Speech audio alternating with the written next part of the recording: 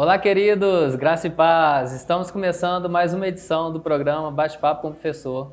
E hoje estamos recebendo o professor Tarcísio Farias, diretamente aqui de Juiz de Fora. Ele é pastor auxiliar na Igreja Verbo da Vida. Seja muito bem-vindo, professor. Amém, obrigado pela oportunidade. Para mim vai ser um privilégio poder estar aqui com vocês, compartilhando desse tema tão precioso que a gente vai estar transmitindo verdades ao seu coração. Então fica aberto porque Deus quer tratar com você. A matéria que ele está lecionando neste momento aqui no Rema, em Juiz de Fora, é a matéria Doutrinas Básicas da Bíblia. Eu queria primeiro saber de você, professor, como você conheceu o Rema, qual que é a sua história com o Rema? Então, a minha história com o Rema, ela começou lá em 2003, na verdade, quando meus pais fizeram o Rema, e a gente vinha de um contexto familiar onde eu estava presenciando, nossa família presenciava a iminência de um divórcio dos meus pais. O casamento já estava totalmente ruíno, né? E eu vi o benefício que essa escola, que esse conteúdo dessa palavra poderosa trouxe na vida deles, né?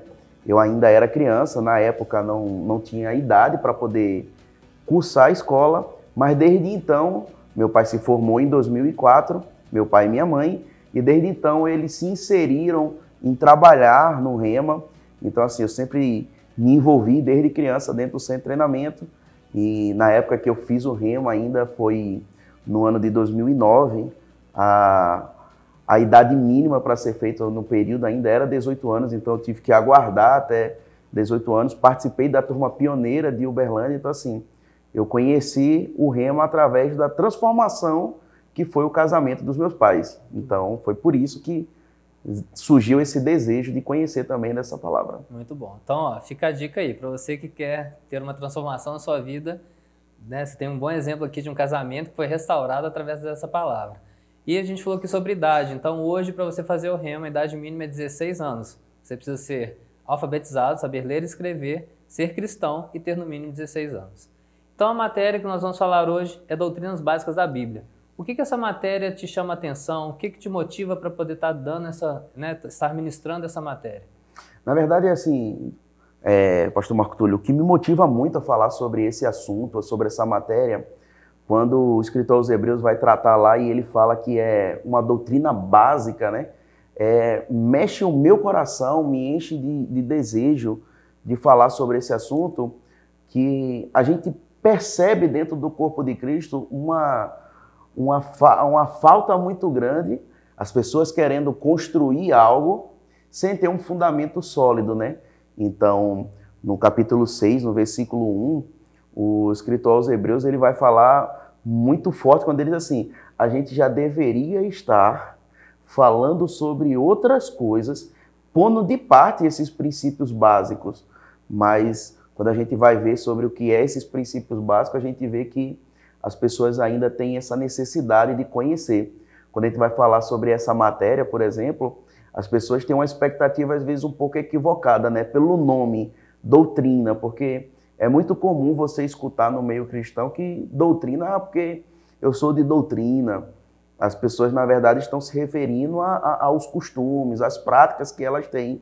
Mas, na verdade, quando ele está falando ali, quando o escritor aos Hebreus está falando sobre as doutrinas básicas, né, ou algumas outras versões da Bíblia vai dizer os princípios elementares da doutrina de Cristo, ele está falando sobre os fundamentos da vida cristã, né? Amém. Então são 6 princípios elementares ou doutrinas básicas. São 6. Fala pra gente quais são esses 6. Esses 6 ele narra lá e deixa bem claro, né? Ele começa por arrependimento de obras mortas, aí ele parte para fé em Deus, aí ele ensina sobre ensino de batismos, ele fala em imposição de mãos, ressurreição dos mortos e juízo eterno.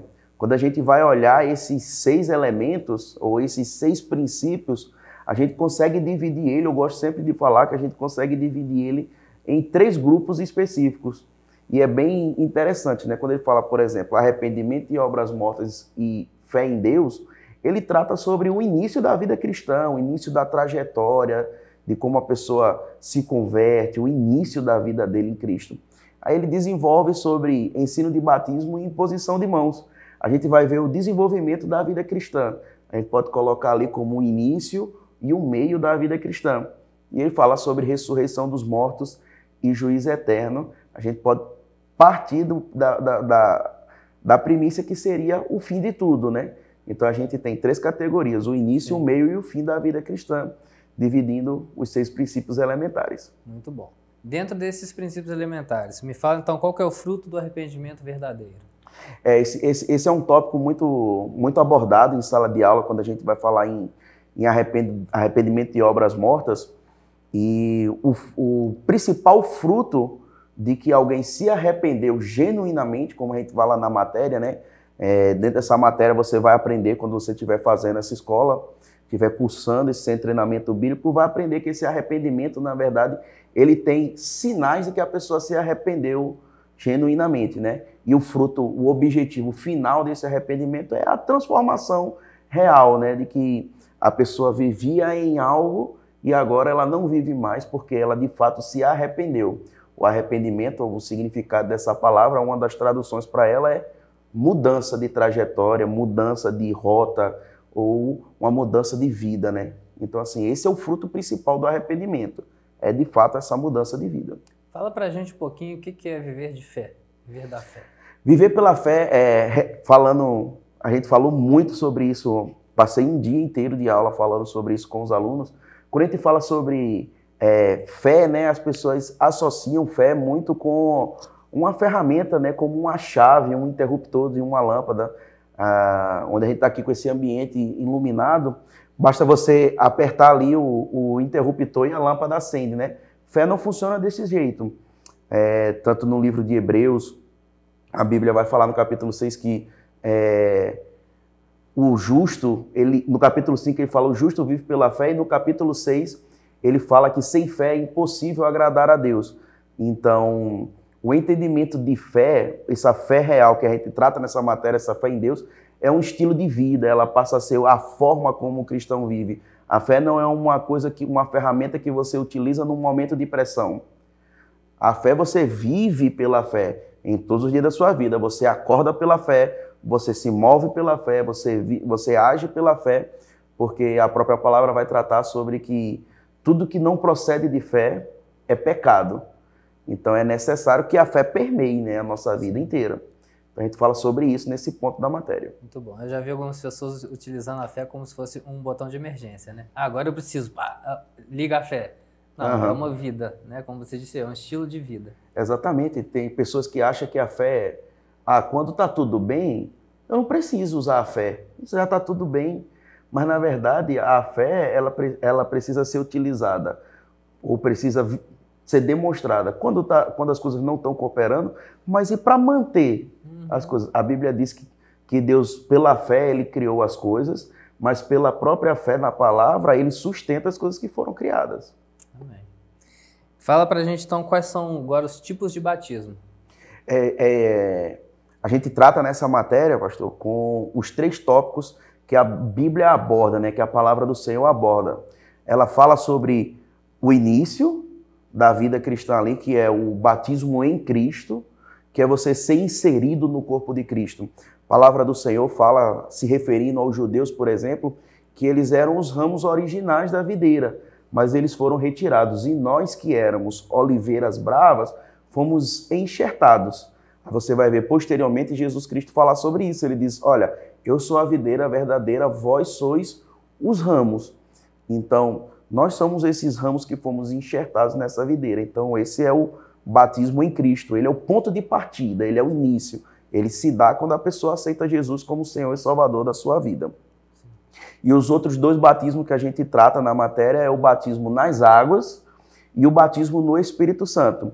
E assim, já querendo deixar algo no seu coração para você querer aprender mais sobre isso quando você estiver fazendo, as pessoas tratam às vezes esses 2 assuntos como coisas distintas e a qual eles colocam períodos que isso precisa acontecer, mas a gente estuda dentro da matéria que não existe uma sequência, né? Não existe uma ordem cronológica para esses 2 batismos acontecerem.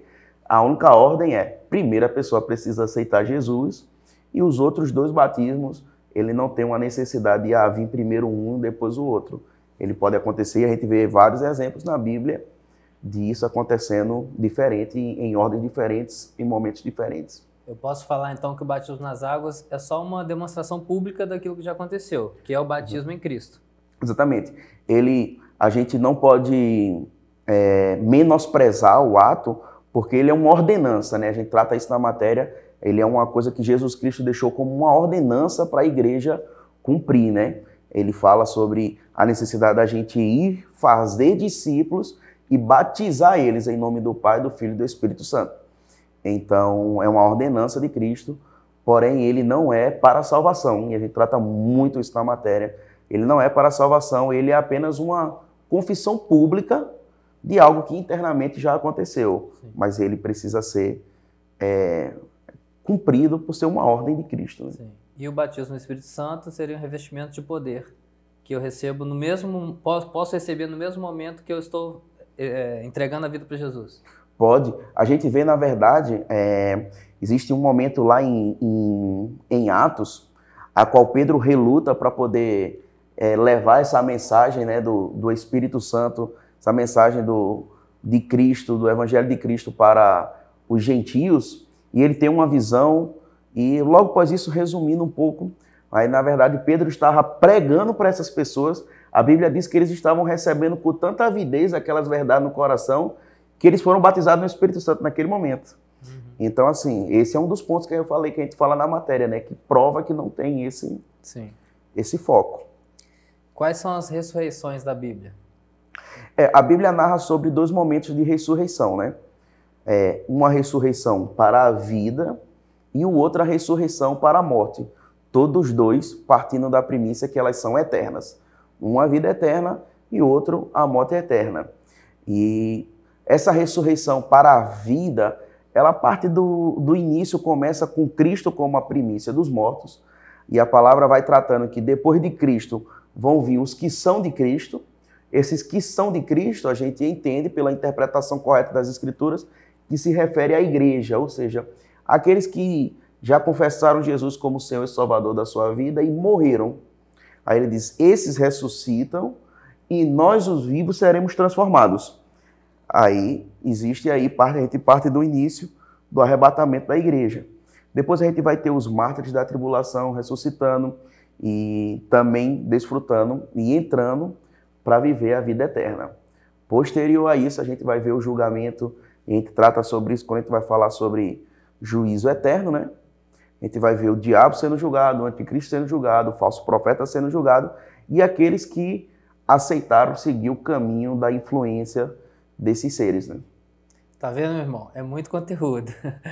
Ó, se você ficar bem ligado, quando as matérias estiverem abertas, nós já estamos com as pré-matrículas abertas, então procure saber mais do Rema para você poder entender melhor sobre isso. Uhum. Deixa eu te fazer uma pergunta, professor. Como que a igreja vai ser julgada? Então, é uma pergunta muito, muito boa essa, muito pertinente sobre esse assunto, porque a igreja ela não vai ser julgada, né? A igreja ela já foi. Em Cristo Jesus já aconteceu o julgamento da igreja. Porque a gente associa julgamento é aquele momento onde é dada uma sentença. Então a sentença da igreja ela foi em Cristo. A Bíblia diz que Cristo já pagou os nossos pecados. Ele morreu a nossa morte para que pudéssemos ter a sua vida. Quando a gente vai falar sobre o tribunal de Cristo, que é o momento onde que a gente conhece e desenha como o julgamento da igreja, na verdade, a palavra grega utilizada ali é a palavra bema. E esse local é uma tribuna de premiação. Ninguém vai para um julgamento para ser premiado, ele vai para um julgamento para ser sentenciado. Então, se a palavra trata sobre a gente ser presenteado, a gente vê e a gente fala... Mas, pastor, isso é uma coisa que é unânime. Quando a gente trata sobre esse assunto em sala de aula, você percebe que muita gente levanta no intervalo, principalmente se você tratar no primeiro horário ou no final. Muitas pessoas, ao fim da aula, elas vêm bem que angustiadas, tipo, como assim? A igreja não vai ser julgada? Então, a gente precisa... Mas é uma coisa que a gente entende que no Rema, a gente traz isso muito bem fundamentado e não deixa, né, solto, assim, é uma informação solta e a pessoa vai para casa pensando, tipo, como assim? Como que vai ser isso? Não. Ela sai de lá sabendo exatamente, fundamentado dentro da palavra, que esse é o objetivo da escola, né? Amém. E é isso, né? A gente prega que conhecereis a verdade e serás liberto. Então, liberto de quê? De toda mentira, de todo sofismo, de todo engano, de toda cultura ou religiosidade que foi inserida uma vez, né? Uhum. E aí você aprende essas verdades bíblicas no rema. Eu queria perguntar sobre também, uma dessas doutrinas, que seria a imposição de mãos. Quando que ela pode ser utilizada? Então, a doutrina da imposição de mãos ela é um costume muito praticado desde a antiga aliança. Nessa matéria a gente mostra alguns pontos de qual elas convergem no Novo Testamento, de práticas que eram utilizadas no Antigo e no Novo continuam sendo utilizadas para a mesma coisa, mas existe um ponto do Antigo a qual a gente trata na matéria que não se tem mais necessidade de ser feito no Novo. Mas hoje, na realidade da igreja, a imposição de mãos ela é muito comum na separação de pessoas para o ministério. Ela é imposta as mãos sobre os enfermos. O próprio Jesus Cristo diz que imporão as mãos sobre os enfermos e eles serão curados. Então, pela oração de cura, a gente utiliza a prática de imposição de mãos para separação de pessoas para o ministério, para abençoar a vida de pessoas. Então, essas são as práticas que a gente utiliza a imposição de mãos com esses fins. Amém. E aí, ficou com alguma dúvida? Gerou curiosidade para você? Meu irmão, é isso aí. Venha fazer o rema, venha conhecer essa escola, esse centro de treinamento bíblico, que sua vida vai ser edificada. Você vai experimentar o poder. Esse é o ano de experimentar o poder. Como eu disse, nós estamos com as pré-matrículas para 2024 já abertas. Então, entre em contato com a gente, né? Nos siga nas nossas redes sociais, ative o sininho, que daqui a pouco vai ser postado outro vídeo e você vai ser abençoado por essa palavra. Obrigado, professor. Obrigado a vocês pelo convite. Para mim foi um privilégio poder estar aqui com você nesse momento.